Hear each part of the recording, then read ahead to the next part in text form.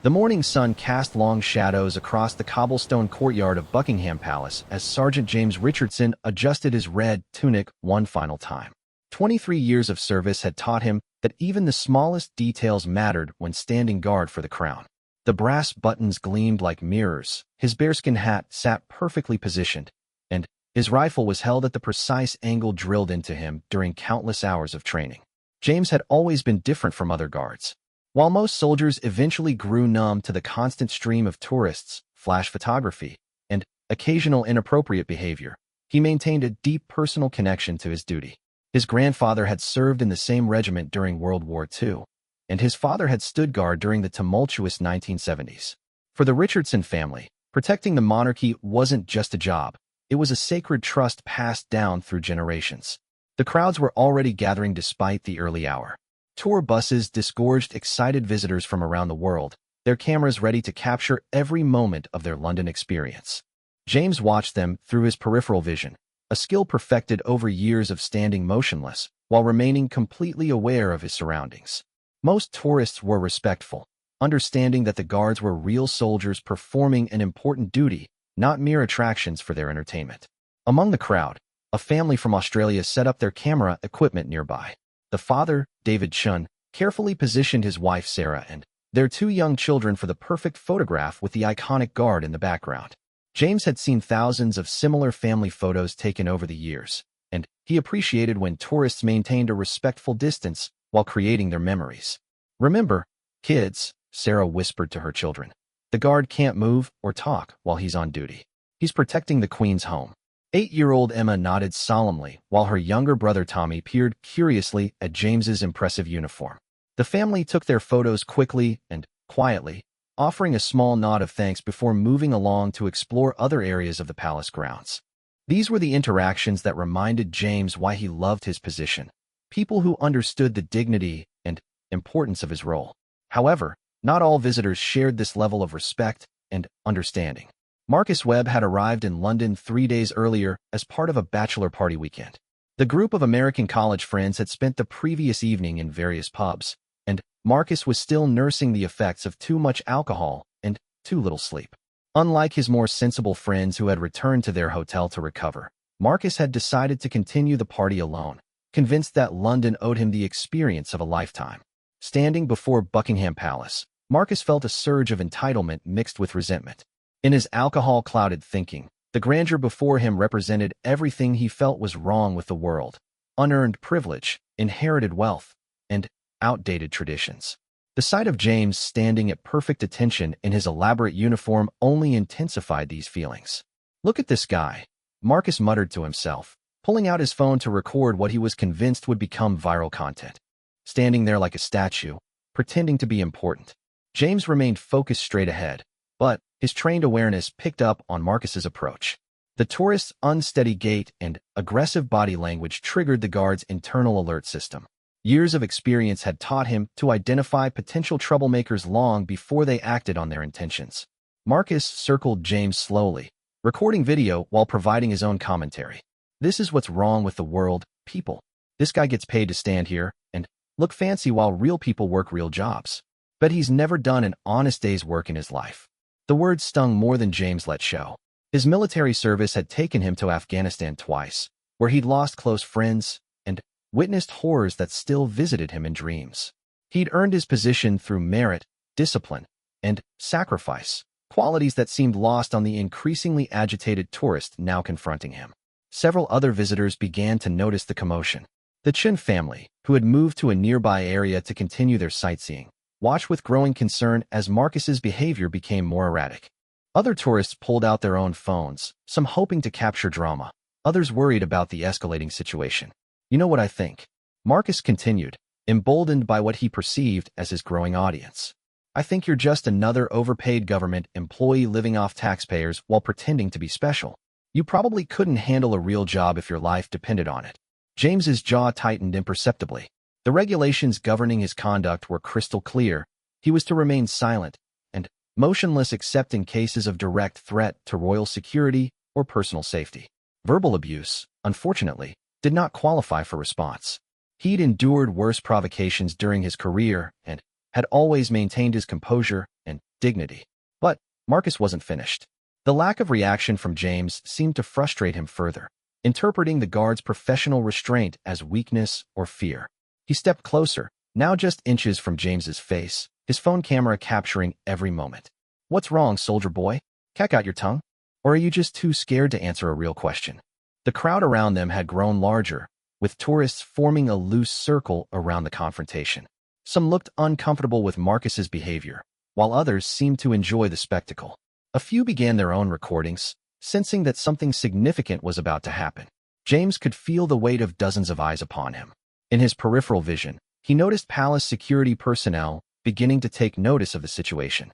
Standard protocol would be to let them handle any disruptive visitors, but something in Marcus's demeanor suggested this wasn't going to be a simple matter of asking someone to move along. Marcus reached into his jacket pocket and pulled out a plastic water bottle, taking a long drink while maintaining his aggressive stare. "You know what I think about your precious little uniform and your fancy hat?" he said, wiping his mouth with the back of his hand. The question hung in the air like a threat. James's military training kicked in automatically. His muscles tensed slightly, his breathing remained controlled, and his mind began calculating potential responses to various scenarios. He'd faced enemy combatants who showed less hostility than the tourist now standing mere feet away. Sarah Chun grabbed her children protectively, recognizing that the situation was spiraling beyond mere rudeness into something potentially dangerous. "David, we should move the kids away from here," she whispered urgently to her husband, who was already gathering their camera equipment. Marcus took another step closer to James, close enough now that the guard could smell the stale alcohol on his breath mixed with cigarettes and fast food. The tourist's face was flushed with anger and alcohol, his eyes unfocused but filled with malicious intent. "I asked you a question, tin soldier," Marcus snarled, his voice rising loud enough for the entire crowd to hear clearly. "Don't you think the people deserve an answer?" James's training had prepared him for many scenarios: terrorist attacks, crowd control, diplomatic incidents, and even natural disasters. But standing motionless while being verbally assaulted by an intoxicated tourist in front of dozens of cameras required a different kind of courage. Every instinct told him to respond, to defend himself and his uniform, but his duty demanded absolute self-control. The seconds stretched like hours as Marcus seemed to be building himself up for something more dramatic. The crowd sensed it too. Conversations fell silent, cameras focused more intently, and the atmosphere grew thick with anticipation. Palace security had now definitely noticed the commotion and were beginning to move in their direction, but they were still several minutes away from intervening.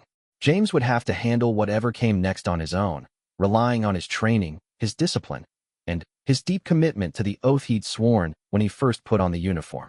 Marcus raised the water bottle to his lips again, but this time he didn't swallow. Instead, he held the liquid in his mouth, his cheeks bulging slightly as his eyes locked onto James with unmistakable malice.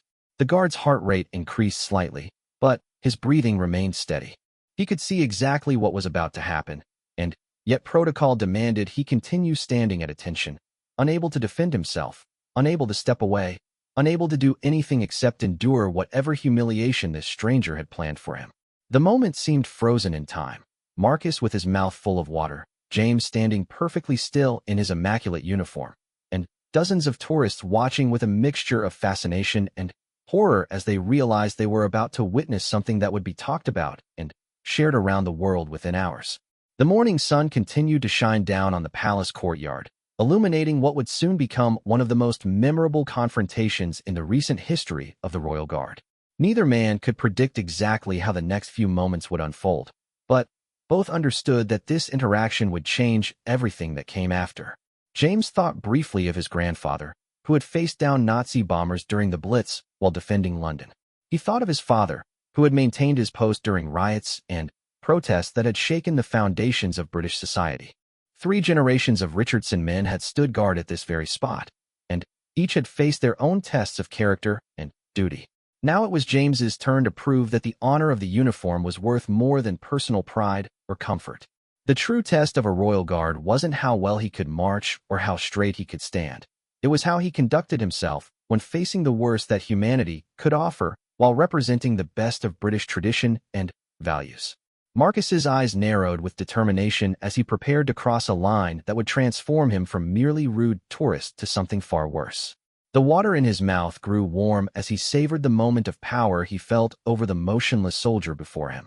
In the growing crowd, children watched alongside adults, all of them about to witness an act that would test not only James's professional resolve, but also the fundamental question of how dignity should respond to deliberate degradation. The cameras continued rolling, ensuring that whatever happened next would be preserved forever, judged by millions of people who would form their own opinions about duty, respect, and the proper way to treat those who serve.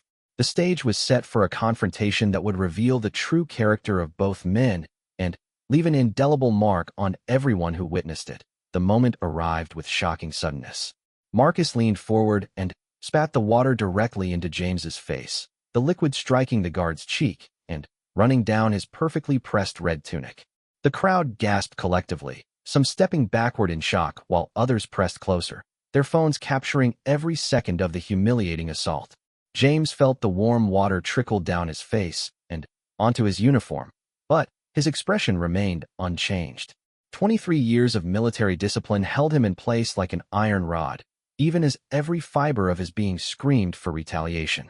His hands gripped his rifle slightly tighter, the only external sign of the internal storm raging within him.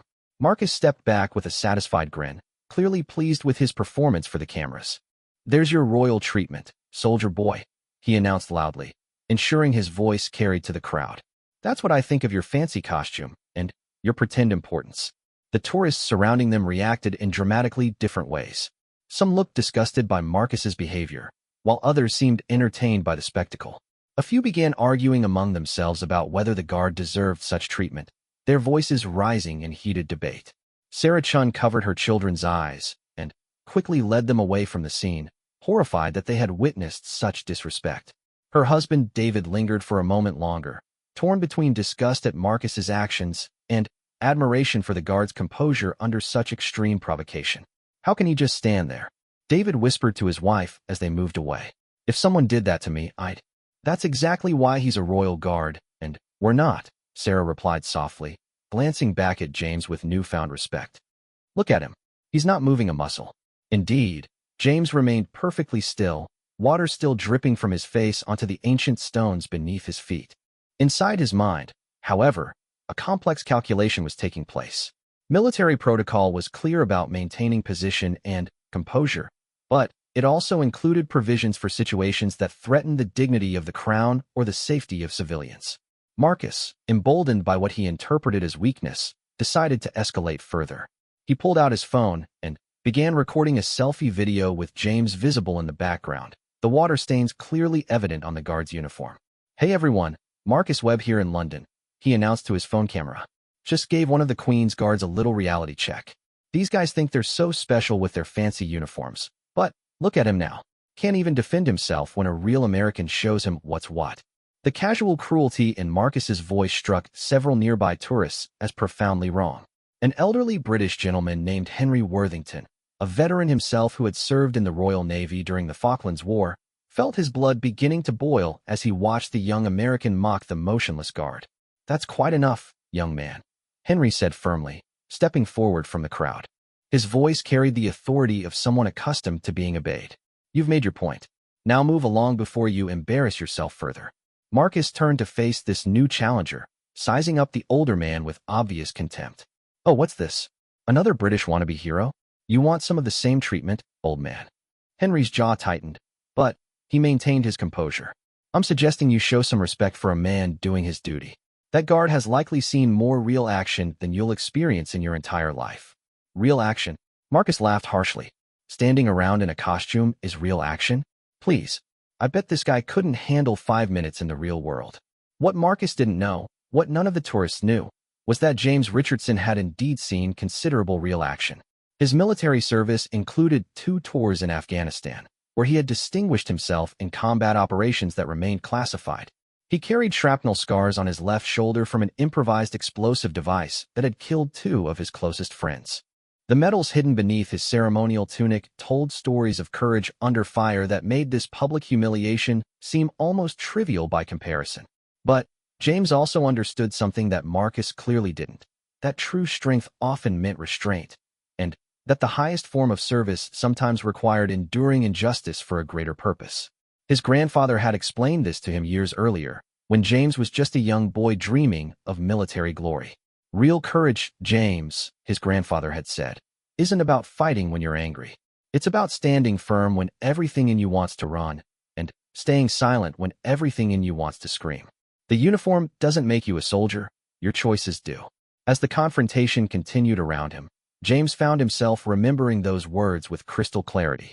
The water had dried on his face, leaving only the stain on his tunic as evidence of Marcus's assault. Yet he remained at attention, his bearing unchanged, his commitment unwavering.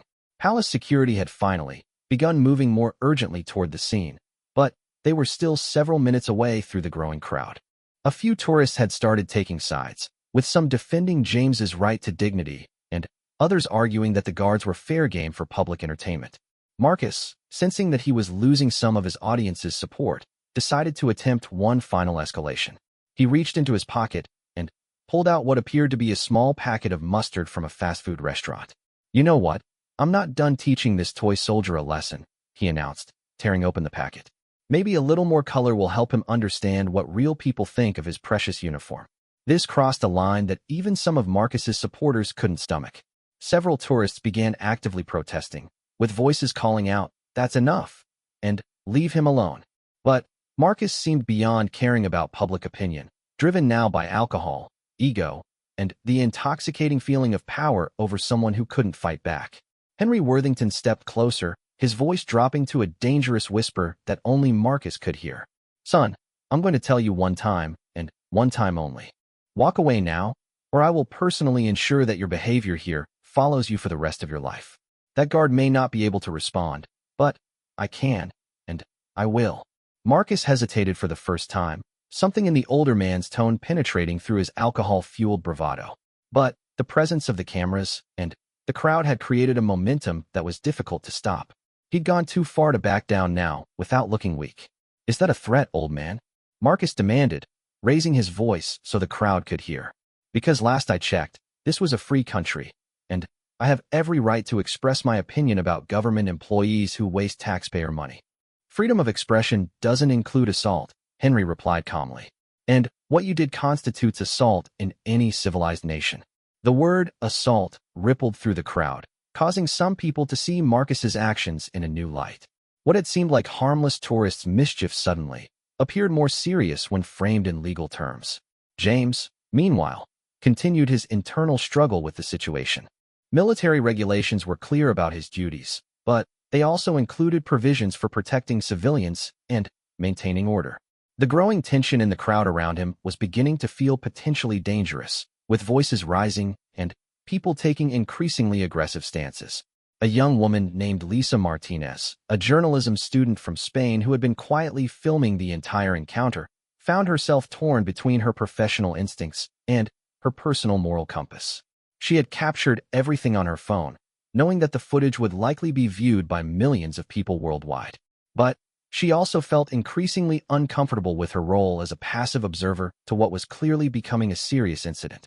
Marcus raised the mustard packet toward James, his intention clear to everyone watching. But before he could execute his plan, something unexpected happened that would change the entire dynamic of the situation. A little girl, no more than 6 years old, broke away from her parents and walked directly up to James. She carried a small bouquet of flowers that she had been holding for a photo with her family, and, without saying a word, she gently placed them at the base of James's post. "Thank you for keeping everyone safe," she said in a small but clear voice, looking up at James with innocent admiration. The gesture was so pure and unexpected that it stopped Marcus mid-motion. The entire crowd fell silent, struck by the contrast between the child's natural respect and the adult's calculated cruelty. Even Marcus seemed momentarily stunned by the interruption. James felt something shift inside him at that moment. The little girl's simple act of kindness reminded him why he had chosen this life of service, why his family had dedicated generations to protecting something larger than themselves. The uniform he wore represented not just the monarchy, but the idea that some things were worth protecting, some traditions worth preserving, and some values worth defending even at personal cost. The child's parents rushed forward to retrieve their daughter, but she had already accomplished something remarkable. In the space of 30 seconds, she had transformed a scene of humiliation into something else entirely, a reminder of why dignity and service mattered, and why some people chose to endure hardship for the benefit of others. Marcus stood frozen with the mustard packet in his hand, suddenly aware that his entire performance had been recontextualized by a 6-year-old spontaneous act of gratitude.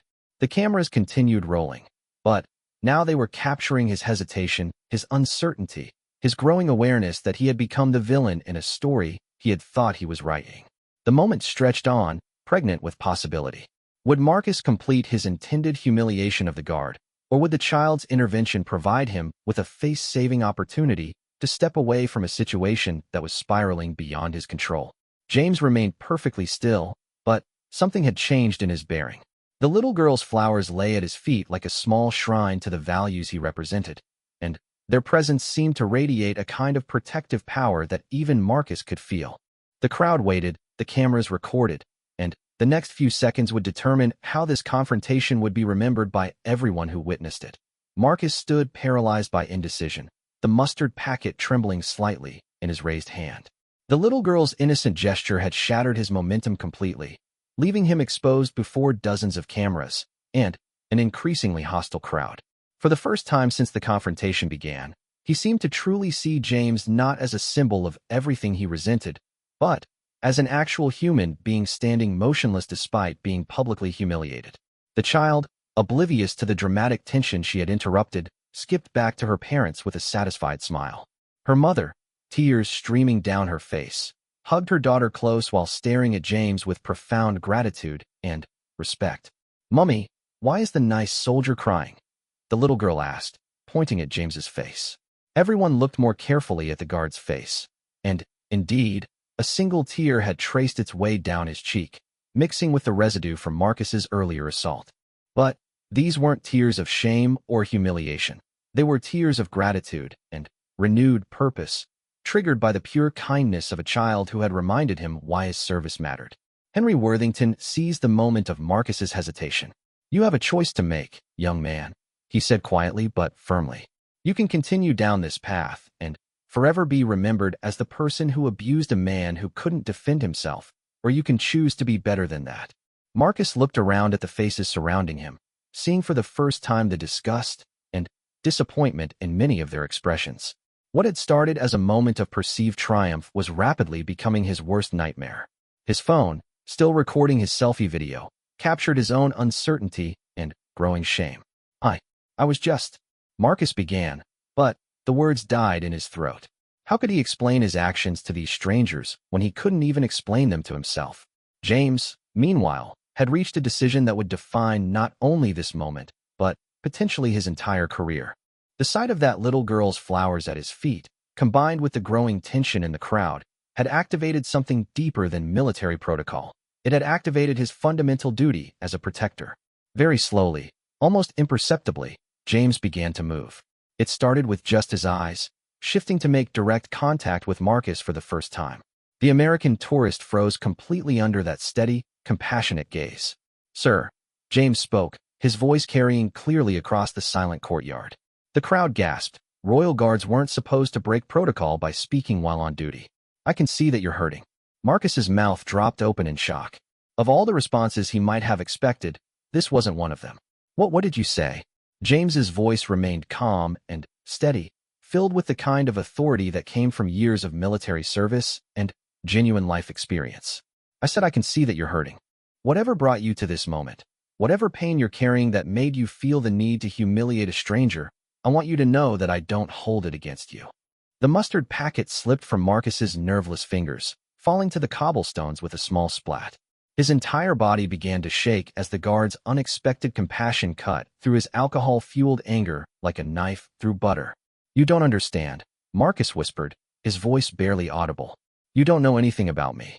"You're right," James acknowledged, maintaining eye contact despite the breach of protocol this represented. "I don't know your story, but I know pain when I see it, and I know that hurt people often hurt other people. The question is, what are you going to choose to do with that pain?" Palace security had finally arrived at the scene, but They stopped short when they saw James speaking to the tourist. This was unprecedented. Royal guards simply didn't break protocol, especially not during high-profile public incidents.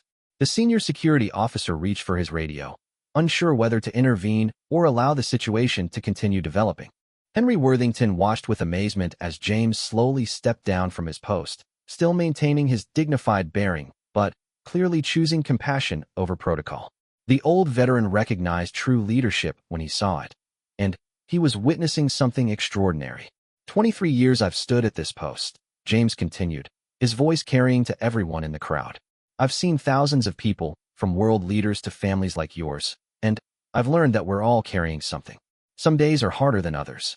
Marcus's face crumpled, years of suppressed emotion finally breaking through the facade of aggression and entitlement he'd constructed. My dad died last month, he choked out, the words torn from somewhere deep inside him. And my girlfriend left me the day before this trip. I wanted someone else to feel as small as I do. The crowd's anger toward Marcus began to shift into something more complex as his vulnerability became apparent. Lisa Martinez, still filming, felt tears welling up in her eyes as she realized she was capturing something far more profound than the viral conflict she'd initially expected. James nodded with understanding. Grief can make us do things we never thought we'd do. I lost my best friend in Afghanistan, and for months afterward, I was angry at everyone who was still alive when he wasn't. It's natural to want to share pain when you're drowning in it. But spitting on people isn't okay, Marcus said, his voice thick with shame. What I did to you, there's no excuse for that. No, James agreed gently. There isn't. But there can be forgiveness, and there can be a choice to do better going forward.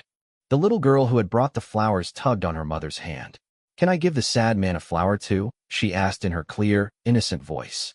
Her mother hesitated, then knelt down to her daughter's level. Would you like to? The child nodded solemnly, and broke away from her mother again, walking directly up to Marcus. She reached into her small bag and pulled out a single daisy, holding it up to the man who had just minutes before been her enemy. This is for your sadness, she said simply. My mummy says flowers help when you're sad. Marcus stared down at the tiny flower in disbelief, then slowly reached out to accept it with trembling hands. The moment his fingers touched the delicate petals, he completely broke down, falling to his knees on the cobblestones as months of suppressed grief finally found release. James immediately knelt beside him, placing a gentle hand on Marcus's shoulder despite the continued breach of protocol this represented. It's going to be okay, he said softly. You're going to be okay. The crowd watched in stunned silence as the two men, guard and tourist, victim and aggressor, shared a moment of genuine human connection in the shadow of one of the world's most famous landmarks. Phones continued recording, but the nature of what they were capturing had transformed completely from public humiliation to public redemption. Palace security stood frozen, unsure how to handle a situation that had evolved far beyond their training manuals. Their protocols didn't include provisions for guards providing emotional counseling to distressed tourists while on duty. Henry Worthington approached slowly, his veteran's instinct recognizing when leadership was being exercised in its highest form. What you're doing takes real courage, he said to James. More courage than most people will ever understand. James looked up at the older man with gratitude. My grandfather always told me that the uniform is just cloth unless the person wearing it chooses to honor what it represents. Marcus wiped his eyes with the back of his hand, still clutching the little girl's daisy. I need to make this right, he said, looking up at James. I don't know how, but I need to fix what I did. You already have, James replied. By choosing honesty over pride, you've already begun fixing it. The crowd began to disperse slowly, many people wiping away tears of their own as they processed what they had witnessed. The viral video that many had expected to capture would still go viral, but for reasons none of them had anticipated. Sarah Chun gathered her family, but before leaving, she approached James. Thank you, she said simply. Thank you for showing my children what real strength looks like. Lisa Martinez lowered her phone, realizing that some moments were too sacred to be reduced to social media content. She had captured extraordinary footage, but, more importantly, she had witnessed a masterclass in human dignity and forgiveness that would influence her own choices for years to come. Marcus slowly stood, still holding the flower, and faced James directly. I'm sorry, he said, his voice clear and strong. I'm truly, deeply sorry for what I did to you. You didn't deserve that, and I had no right to treat you that way. James nodded acceptance.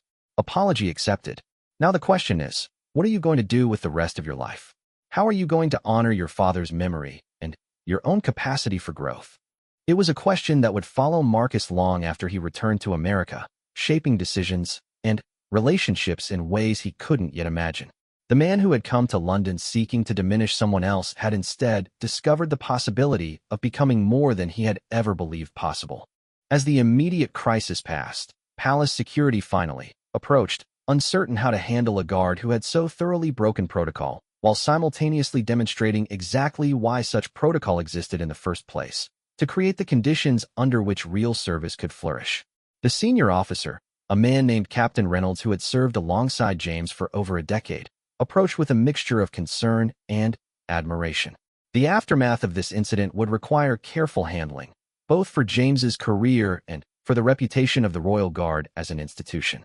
But as Captain Reynolds looked at the faces of the dispersing crowd, faces filled with respect, gratitude, and renewed faith in human decency, he began to understand that James's choice to break protocol might have served a higher protocol altogether. Captain Reynolds had served in the military for over 30 years, including several tours of duty in some of the world's most dangerous locations. He had seen soldiers make split-second decisions under extreme pressure that saved lives or cost them. What he was witnessing now, however, fell into an entirely different category of leadership, one that textbooks couldn't teach and regulations couldn't mandate. Sergeant Richardson, Captain Reynolds said quietly, approaching the two men who were still kneeling together on the cobblestones. I need to speak with you. James looked up at his superior officer, fully aware that his career might be ending in this moment. Breaking protocol while on Royal Guard duty was a serious offense, regardless of the circumstances.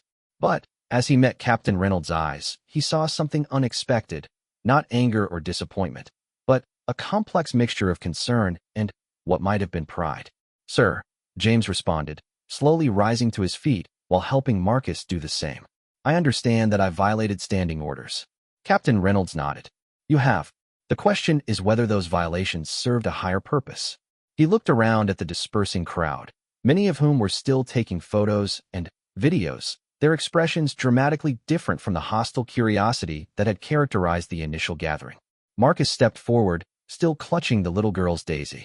Sir, I need to speak with whoever is in charge here. What happened was entirely my fault. This guard, Sergeant Richardson, he was just doing his job until I made it impossible for him to continue following your rules. And how did you make it impossible? Captain Reynolds asked, his tone carefully neutral. Marcus took a shaky breath. I spat on him, in front of all these people, with cameras recording. And then, I was about to. He looked down at the mustard packet that still lay on the ground where he had dropped it. I was going to humiliate him further. But he chose to help me instead of letting me destroy myself completely. Captain Reynolds studied both men carefully. In his decades of military service, he had learned to read situations quickly and accurately.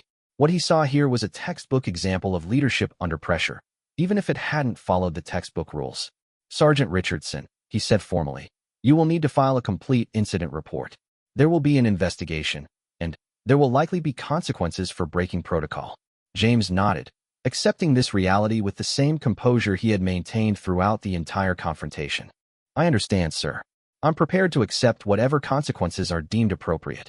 However, Captain Reynolds continued, I also need to inform you that I've received no fewer than 12 messages in the past 10 minutes from various officials who have been monitoring social media.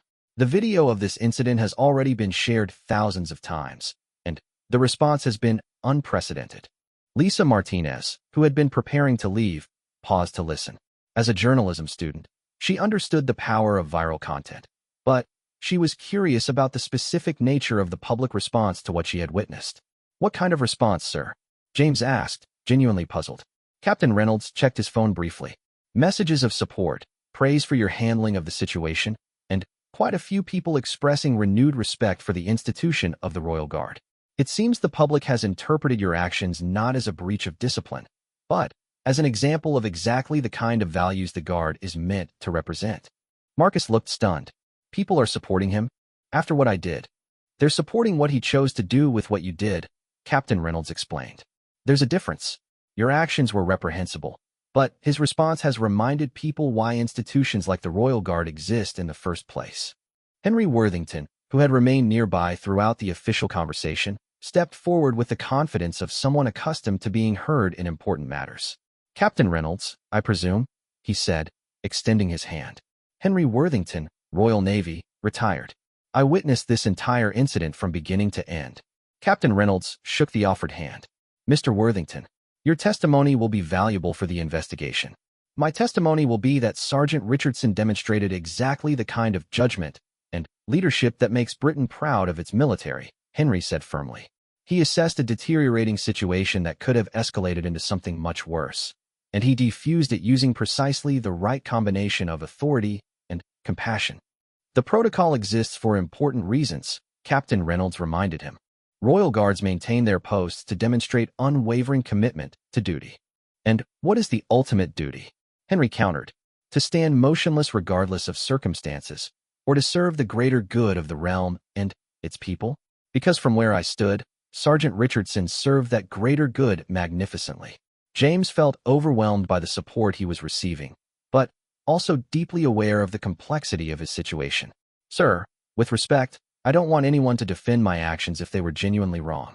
I made a choice to prioritize human compassion over regulatory compliance, and I need to be held accountable for that choice." Marcus shook his head vigorously. "No, that's not right. You shouldn't be punished for being decent to someone who didn't deserve it. If anyone should face consequences, it should be me." "You will face consequences," Captain Reynolds assured him. "Palace Security is preparing a full report that will be forwarded to the appropriate authorities. Assault on a member of the Royal Guard, regardless of your emotional state, cannot be ignored." "I understand," Marcus said. "I accept that completely. But I also want to do whatever I can to make sure this doesn't hurt his career. He saved me from becoming someone I would never have been able to live with." The little girl who had given Marcus the flower appeared again, having escaped her parents' attention once more. She walked directly up to Captain Reynolds with the fearless confidence that only small children possess.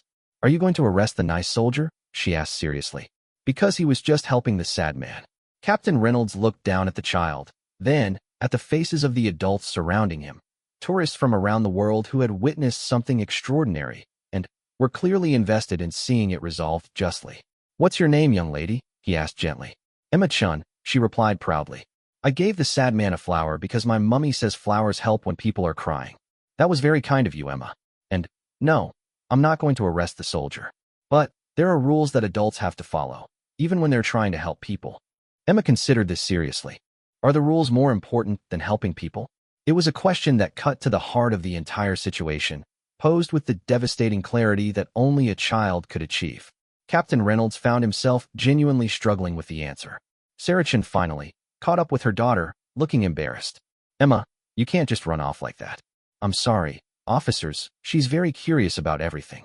"No need to apologize," Captain Reynolds said. "She's asking exactly the right questions." James knelt down to Emma's level.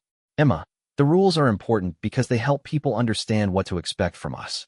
But sometimes, when someone really needs help, we have to decide what's most important. Do you understand?" Emma nodded solemnly. "Like when Mummy says I can't have cookies before dinner, but when I was crying about my scraped knee, she gave me one anyway?" "Exactly like that," James smiled. "Sometimes taking care of people is more important than following every single rule." Captain Reynolds watched this interaction with growing clarity about his own decision. The investigation would proceed, but he was beginning to understand how it would likely conclude.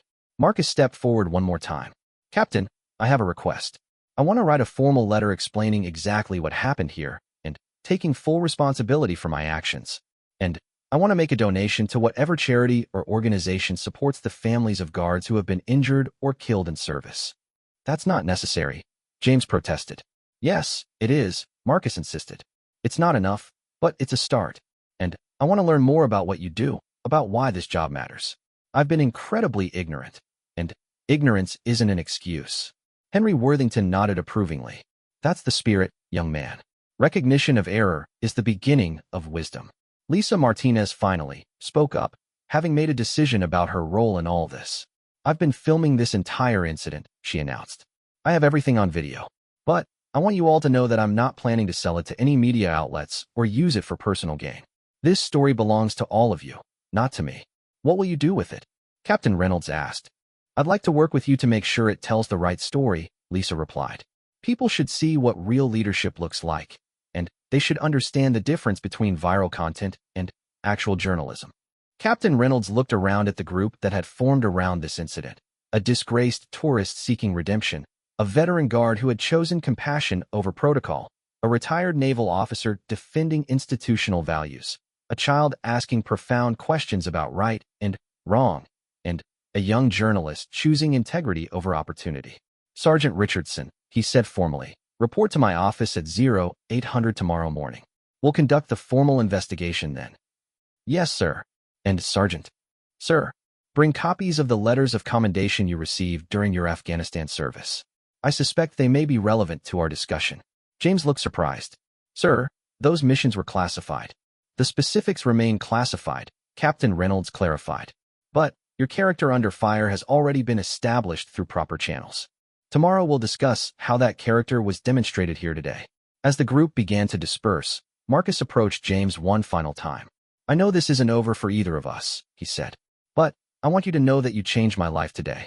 I came to London as one person, and I'm leaving as someone completely different. We all have the capacity to change, James replied. The question is whether we choose to exercise it. Marcus nodded and began to walk away, then turned back. Will I be able to find out what happens to you? I mean, with your career and everything? James smiled. I suspect this story will have a public resolution one way or another. But regardless of what happens to my career, today was the right choice. I'm at peace with that. As Marcus finally departed, James realized that the incident had changed him as well. For years, he had followed protocol without question, believing that duty meant absolute compliance with regulations. Today, he had discovered that true duty sometimes meant transcending regulations to serve the deeper values they were meant to protect. The flowers that little Emma had placed at his post still lay on the cobblestones, a small memorial to a moment when humanity had triumphed over protocol, and wisdom had emerged from conflict.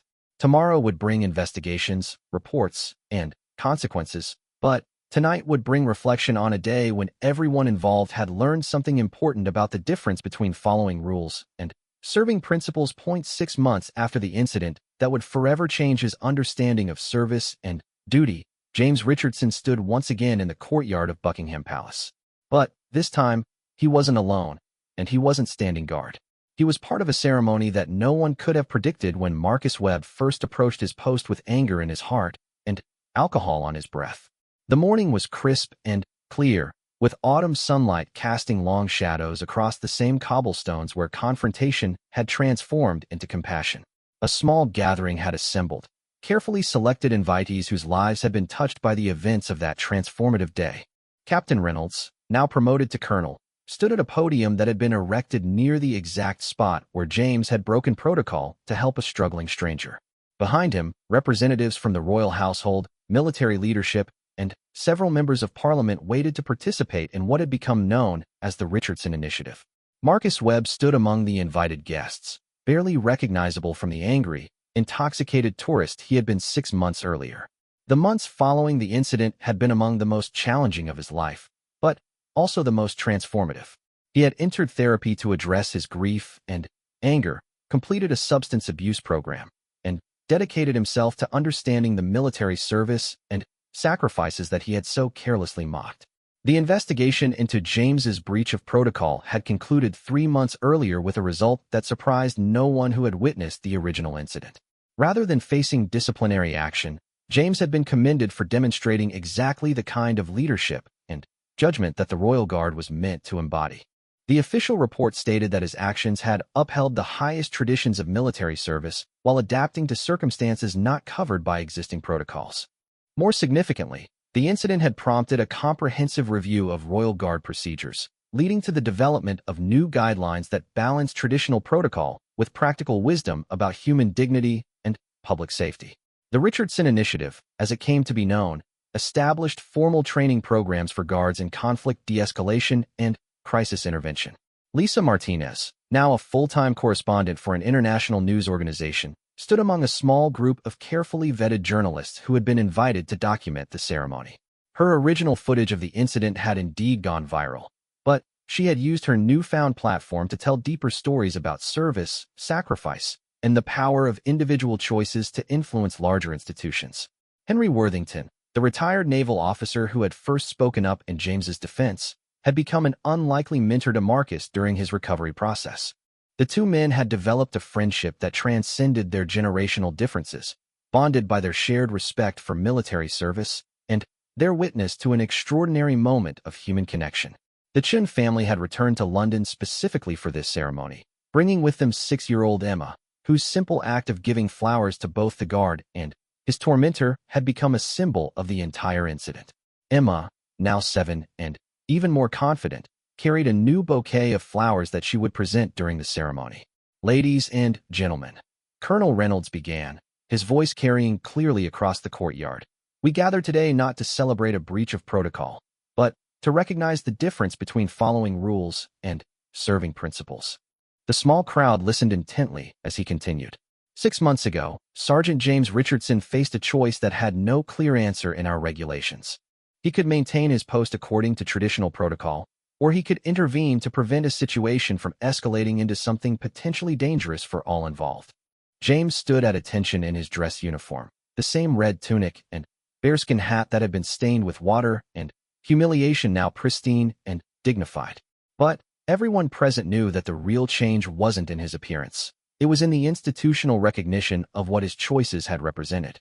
Sergeant Richardson chose to serve the larger mission of the Royal Guard, Colonel Reynolds continued. That mission has always been to protect not just royal persons and property, but the values that the monarchy represents: duty, service, dignity, and, yes, compassion. Marcus felt tears beginning to form in his eyes as he listened to the description of the man he had tried so hard to humiliate. The months since their encounter had taught him more about courage and character than the previous 25 years of his life combined. "The Richardson Initiative," Colonel Reynolds announced, "will ensure that future guards are trained not only in traditional protocols, but in the wisdom to know when circumstances require adaptation of those protocols in service of deeper values." Emma Chin stepped forward when prompted, carrying her flowers toward the podium. But instead of simply presenting them to James, she had a different plan that no one had anticipated. "I have flowers for everyone," she announced in her clear, confident voice. "Because everyone here helped make the sad man feel better." She presented flowers first to James, then to Marcus, then to her own parents, to Henry Worthington, to Lisa Martinez, and, finally, to Colonel Reynolds himself. Each recipient knelt down to receive their flower from the little girl who had unknowingly played such a crucial role in the original incident. "Thank you, Emma," James said softly as he accepted his flower. "You taught us all something important that day about kindness." "My mummy says kindness is always the right choice," Emma replied seriously, "even when people are being mean." "Your mummy is very wise," James agreed. Marcus stepped forward when the formal presentations were complete. Over the past months, he had written numerous letters to James, to the royal household, to his own family, and to several military support organizations. But he had also requested the opportunity to speak publicly about his experience and what he had learned from it. 6 months ago, I came to this place as an angry, grieving man who thought that hurting someone else would somehow make my own pain feel smaller. He began, his voice steady despite the emotion he felt. I was wrong about that, and I was wrong about almost everything I believed about duty, service, and what real strength looks like. The small crowd listened with rapt attention as Marcus continued. Sergeant Richardson had every right to let me destroy myself that day. He could have stood there and let me complete my plan to humiliate him, and I would have deserved whatever consequences followed. Instead, he chose to see past my anger to the pain underneath, and he offered me something I didn't deserve: compassion. James felt uncomfortable being praised for what still felt like the only choice he could have made under the circumstances. But he understood that Marcus needed to tell this story as part of his own healing process. I've spent these months learning about military service, about the sacrifices that people like Sergeant Richardson make every day, about the families who send their loved ones to protect strangers in foreign countries, Marcus continued. I've also learned about grief counseling, anger management, and what it means to take responsibility for your actions instead of just looking for someone else to blame. Henry Worthington nodded approvingly from the audience. The young man who stood before them bore little resemblance to the person who had spat on a royal guard in a moment of drunken rage. I want everyone here to know that I've made substantial donations to several organizations that support military families and veterans, Marcus announced. It's not enough to make up for what I did, but It's a start. More importantly, I've committed to spending the next 2 years volunteering with veteran support organizations in my home country. Colonel Reynolds stepped forward. Mr. Webb, your commitment to making amends has been noted and appreciated by everyone involved in this process. Your transformation has been as remarkable as Sergeant Richardson's original response to your actions. Marcus turned to face James directly. I need to say this publicly, in front of everyone, he said. Sergeant James Richardson saved my life that day. Not just from the consequences of my actions, but from becoming the kind of person who could live with treating another human being that way. He gave me the chance to become better than I was, and I will spend the rest of my life trying to be worthy of that gift. James stepped down from his position and walked over to Marcus, extending his hand in friendship. The gift was mutual, he said simply. You reminded me why this uniform matters, and why choosing compassion over protocol sometimes serves a higher duty. The two men shook hands firmly, their reconciliation serving as the centerpiece of a ceremony that had grown far beyond its original scope. What had begun as recognition for one guard's judgment under pressure had become a celebration of the human capacity for growth, forgiveness, and redemption. Lisa Martinez captured the handshake in a photograph that would later become iconic, representing not just the resolution of a single incident, but the possibility that conflicts could be transformed into connections through courage and compassion. Ladies and gentlemen, Colonel Reynolds announced, I'm pleased to inform you that the Richardson Initiative will be implemented not just within the Royal Guard, but throughout the British military. Sergeant Richardson has agreed to lead the development of these new training programs, drawing on both his military experience and the insights gained from this incident. The crowd applauded as James felt the weight of new responsibility settling on his shoulders. The promotion that came with this assignment would advance his career significantly, but, more importantly, it would allow him to influence how future soldiers approach the balance between duty and compassion. As the formal ceremony concluded, the participants gathered in smaller groups for more personal conversations. Imogen gravitated toward James, fascinated by his stories about military service and his new role in training other soldiers. Will you teach them about being kind to sad people? She asked seriously. I'll teach them about recognizing when someone needs help, and about having the courage to provide it even when it's not easy, James replied. That sounds important, Emma said, nodding gravely. Marcus found himself in conversation with Henry Worthington about the veteran support work he planned to undertake. The older man had become not just a mentor, but a father figure who had helped guide Marcus through his transformation. The real test, Henry told him, won't be maintaining this commitment when people are watching and praising you for it. It will be maintaining it on the ordinary days when no one is paying attention. I understand, Marcus replied. This isn't about public redemption. It's about private commitment to being better than I was. Lisa Martinez interviewed several participants for a follow-up story that would trace the long-term impacts of the original incident. She was particularly interested in how institutions could learn from individual moments of moral clarity. The most remarkable thing, she would later write, wasn't that one guard chose compassion over protocol. It was that an entire institution examined that choice and decided to change its own procedures to make room for such wisdom in the future. As the gathering began to disperse, James found himself standing once again in the spot where the original confrontation had taken place. The flowers that Emma had first brought here had long since been replaced by new ones, but their symbolic importance remained. Marcus approached him one final time before departing for the airport and his return to America. I know we'll probably never see each other again, he said, but I want you to know that I think about what you did every single day. It guides every choice I make. The best way to honor what happened here, James replied, is to pass it forward. When you encounter someone who is struggling, someone who is lashing out from pain, remember that underneath the anger is usually someone who just needs to know that they matter. Marcus nodded, understanding completely. I will. And, James, thank you for showing me what real strength looks like. As the courtyard emptied and normal palace operations resumed, James returned to his duties with a profound sense of purpose. The incident that had begun with humiliation and could have ended his career had instead opened new possibilities for service that he had never imagined. The flowers at his feet reminded him that sometimes the most important battles were fought not with weapons, but with wisdom, not with force, but with compassion. And sometimes the most significant victories came not from defeating an enemy, but from helping that enemy become a friend.